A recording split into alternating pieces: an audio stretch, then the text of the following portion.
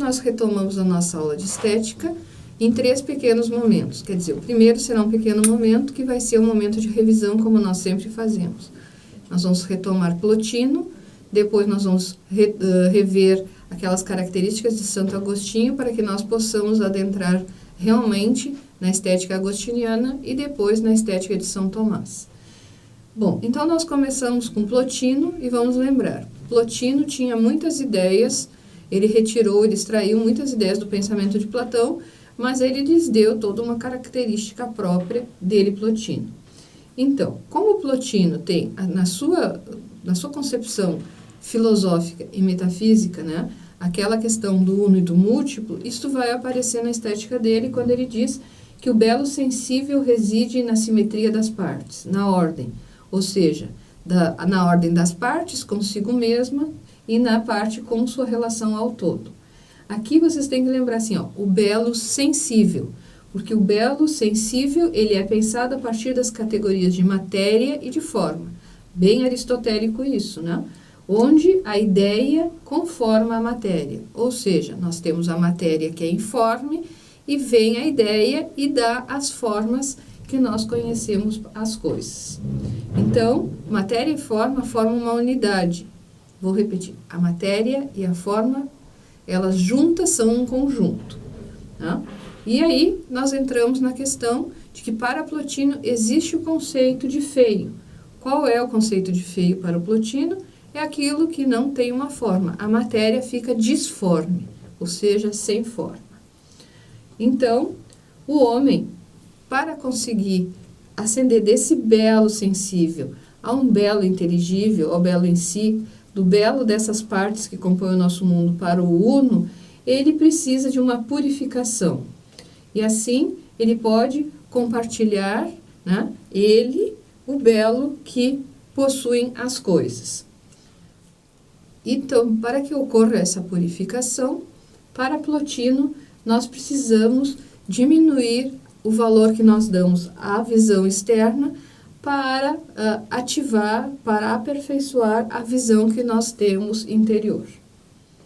Me parece que com isso fica claro que para Plotino, a estética está relacionada ao seu pensamento em geral e é uma concepção metafísica. Tá? Ele ainda é daquela corrente que desvaloriza esses sentidos, né, sentidos físicos, mas ainda eles são a ponte, o degrau para que se possa subir, para que se possa chegar ao belo inteligível, ao belo em si, as coisas como elas realmente são. Bom, então, a partir dessa pequena revisão de Plotino que nós fizemos, nós podemos passar para Santo Agostinho.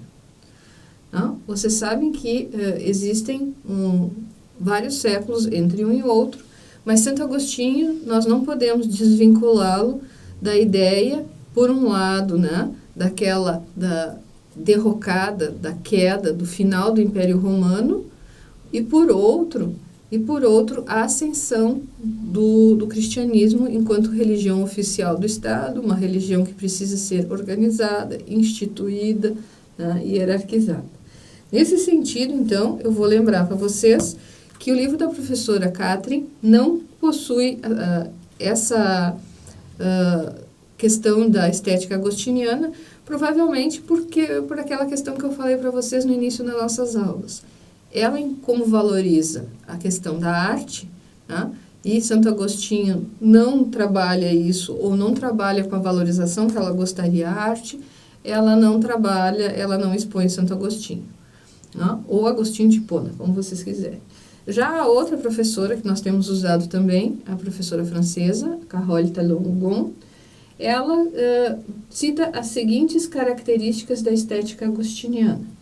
Isso, de certa forma, pelo menos esse início, também é uma retomada do que nós tínhamos trabalhado na videoaula passada. Então, o belo possui objetividade. O que significa isso? Né? Que o belo está na obra que nós fazemos, né? Por exemplo, nesta obra, que é feita pelo homem, numa obra de arte, né? Está no objeto que nós podemos ver, Por exemplo, uma paisagem, por exemplo, uma flor, mas também está em certos seres. É por isso que nós dizemos, tá? Aquele bebê é belo, é uma criança linda, não? E também, então, nós continuando, nós podemos dizer que na obra do Santo Agostinho, chamada De Vera Religione, ele pergunta: algo é belo porque causa prazer ou causa prazer porque é belo? No primeiro caso, nós podemos dizer, então, que algo é belo porque nos causa prazer, porque nós estamos valorizando mais a nossa sensibilidade. Ou, né, aquilo que causa prazer porque é belo, é porque ele possui as características de beleza dentro dele. E aí vamos lembrar, né, que Santo Agostinho, ele era platônico, mas ele não era um platônico porque ele tinha lido as obras de Platão, mas sim porque ele lia Plotino. Então, a partir das obras de Plotino, é que ele conheceu Platão e que ele estudou Platão. Né? Bom, então, Santo Agostinho tinha uma noção de belo como proporção, assim como Plotino. Então, a gente consegue já perceber quando as ideias do Santo Agostinho são platônicas e quando são plotinianas. Então, vejam que interessante, ó. Para Santo Agostinho, a beleza não é apenas sensível. Né? Por que as coisas, né, não têm uma beleza apenas sensível? Porque elas são reflexo do inteligível. Ou seja, Santo Agostinho já valoriza mais as coisas sensíveis do que outros filósofos anteriores. E aí vejam a influência de Plotino, né? A beleza porque as coisas participam do todo, ou seja, participam do uno. Então, para Agostinho, a beleza é reconhecida, admirada e atraente pelo ser humano, porque este também participa do uno. Vamos ver se nós entendemos. Eu consigo achar algo belo, né? Eu não tenho nada na natureza aqui, eu consigo achar algo belo, porque aquela coisa tem em si características, é um reflexo do belo inteligível, mas eu também tenho em mim, né, essas características do belo inteligível. Então há uma espécie de eu não quero usar o termo correspondência porque parece que ele é muito tomista, mas eu consigo perceber a beleza nas coisas porque eu tenho beleza em mim mesmo. Então há como um encontro, não? Então, né, a gente pode dizer assim, mas então Santo Agostinho ele vai se afastar bastante do Platão e do Plotino e vai dizer e vai revalorizar as coisas do mundo sensível. A resposta é não. Para Santo Agostinho, a beleza sensível é perigosa. Mas por que o belo sensível é perigoso se ele é o início de uma caminhada para o belo ideal, o belo em si? A questão é que as pessoas podem se reter aqui, podem ficar fixadas demais aqui com essa beleza sensível e podem jamais iniciar uma caminhada, jamais iniciar uma ascensão para a busca do belo em si. Então, o problema não é nós acharmos as coisas que estão aqui, né, pessoas, coisas que nós construímos ou coisas da natureza, né, objetos da natureza belos. O problema é aceitar e achar que isso aqui é suficiente, é tudo que nós podemos ter de belo e não procurarmos algo a mais. Tá? Então, só para enfatizar, a beleza sensível não merece que o humano se demore nela, pois, se ele permanecesse nela, ele permaneceria no engano, ou seja, isso faria com que ele se retardasse, com que ele demorasse a atingir a percepção do belo autêntico. Tá? Então, a sensibilidade estética, ela diferencia-se da fruição do belo. Isso porque a estética, ela não está ligada ao sensível, mas ela é um indício do belo que existe, né, em si, que existe no uno, que existe no todo, que existe em Deus, se vocês quiserem, porque é assim que Santo Agostinho pensa. Então, nós podemos começar na beleza sensível dos corpos, né, dos objetos, ou dos números, ou das coisas que estão no mundo, e ascender ao suprassensível. E aí, mais uma vez, a gente pode perceber que também em Santo Agostinho a estética está ligada à metafísica. A estética está em toda a obra de Santo Agostinho, que eu sugeri que vocês lessem as Confissões, especialmente no final, que após a conversão ele fala mais. E ainda, como vocês sabem, quando eu vou preparar as minhas aulas, eu sempre procuro coisas a mais, tá? Então, eu encontrei num site da internet algumas características que foram extraídas de um livro de Ariano Suassuna sobre a estética em Santo Agostinho. Então, tem mais 2 aspectos, né, sobre a estética que não constavam no livro dos anteriores que eu tinha estudado. Então, o primeiro aspecto importante é que na teoria estética agostiniana, digamos, né, que está espalhada pela obra dele, nós temos a inclusão na estética do feio e do mal, junto com as discussões sobre a beleza. E também pode-se dizer que Santo Agostinho não atribuiu ao belo características de proporção e grandeza, né, como fazia Aristóteles, para vocês verem, né, como eles se afastam de uns e se aproximam de outros filósofos, deixando tais parâmetros como diferenciadores tão somente da beleza clássica grega, certo? Bom, então nós saímos desse professor Suassuna com essas 2 características e nós entramos nessa obra, né, escrita por um professor chamado Luiz Evandro Henriksen, né, que se chama Estética de Santo Agostinho, o Belo e a Formação do Humano.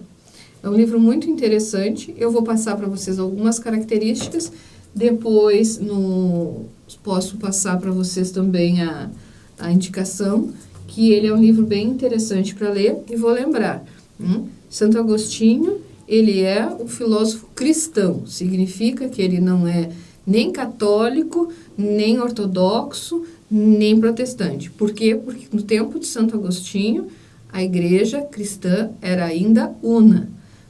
Precisou mais de 500 anos para ocorrer o cisma do Oriente e mais de 1000 anos para acontecer a reforma, onde surgiram os outros braços, os outros galhos, os outros ramos de igreja cristã, certo? O professor Luiz Evandro Henriksen diz o seguinte, que em Santo Agostinho a arte é importante porque ela forma a pessoa, ou seja, ela, a partir da arte, né, da arte sensível, nós, seres humanos, podemos nos aperfeiçoar, nós podemos nos tornarmos qualitativamente melhores, né? E ainda, o professor aqui, ele assevera, ele afirma que o universo é harmônico e por isso é que ele é belo. Então, nós podemos ver que há características que, nessa obra, que estão repetindo as obras anteriores. Mas aqui ele faz uma explicação, claro, ele tem muito mais tempo, né, do que uma simples obra de introdução, ele se dedica a Santo Agostinho, mas o livro é muito bom porque ele faz várias relações com outros filósofos e com outras concepções, é bem enriquecedor. Então, para Santo Agostinho, o belo está relacionado com os números, com a música e com a dança. Isso vai nos lembrar Platão, sim, tá? Porque para Santo Agostinho também existe uma harmonia na criação. E onde nós podemos perceber essa harmonia? Nessas obras de artistas e também em ações virtuosas. E percebam, aqui mais uma vez, ética e estética estão vinculadas, né? A ação virtuosa, ela é boa, mas ela também é bela. E aí nós podemos, para tanto, né, que eu retirei dessa obra aqui do professor também, uma citação da obra Libero-Arbítrio, onde Santo Agostinho afirma o seguinte, prestem atenção, contemplando o céu, a terra, o mar e todos os seres nela contidos, brilhando nas alturas ou rastejando a teus pés, voando ou nadando, todos possuem beleza porque têm seus números, suprime-os e nada serão. Logo, de onde vêm eles, a não ser daquele de onde procede todo o número? Verifica o que agrada na dança e o número dir-te-á ainda, sou eu. Vejam como a escrita de Santo Agostinho, ela, além de ser profunda, ela tem uma beleza que parece poesia. Bom, retomando então as características. O cosmos, o cósmico, o divino e o humano, em Santo Agostinho estão unidos. Por quê? Porque ele tem ainda aquela noção que vem dos gregos de um universo coeso. E aqui eu vou só abrir um parênteses para lembrar que o que é o contrário de um universo coeso? É um universo que surgiu na modernidade, onde ele é fragmentado. Sujeito, objeto, tudo é dicotômico, né? Para Santo Agostinho, não. Tudo ainda é unido, tudo ainda é harmônico, todas as coisas funcionam de forma conjunta. Bom, então, para perceber esse universo coeso, essa beleza, é preciso educar o nosso olhar. Ou seja, não é porque nós temos olhos que nós vamos saber perceber a beleza nas coisas.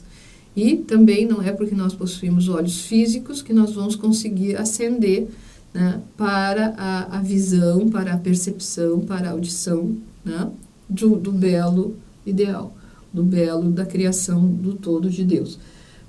Observem isso, né, porque é muito interessante a quantidade de vezes que aparecem as metáforas do olhar, da luz, enfim, da visão, como vocês podem perceber naquela pequena citação que eu fiz. Então, o professor Henrique se pergunta, por que os objetos belos atraem? Não? E ele responde, o belo se faz presente na conformidade, no equilíbrio, na congruência. O belo e a beleza supõem essa harmonia, ou seja, a justa composição e o equilíbrio. E isso prende a atenção de nós humanos. Ou seja, quando a gente percebe algo, né, o nosso corpo percebe algo belo, ele é chamado a atenção, e isso é muito importante, porque nós estamos num universo muito múltiplo, ou seja, muito carregado, cheio de objetos, e a questão é, por que um nos chama a atenção e não o outro? E aí Santo Agostinho diz, é porque como o belo é essa harmonia na composição, né, nós somos chamados a atenção, nós somos como que apreendidos por isso. Por que eu chamo a atenção? Porque Merleau-Ponty vai retomar isso. Vocês vejam a distância, né? Merleau-Ponty viveu no século XX, nós estamos aqui com Santo Agostinho.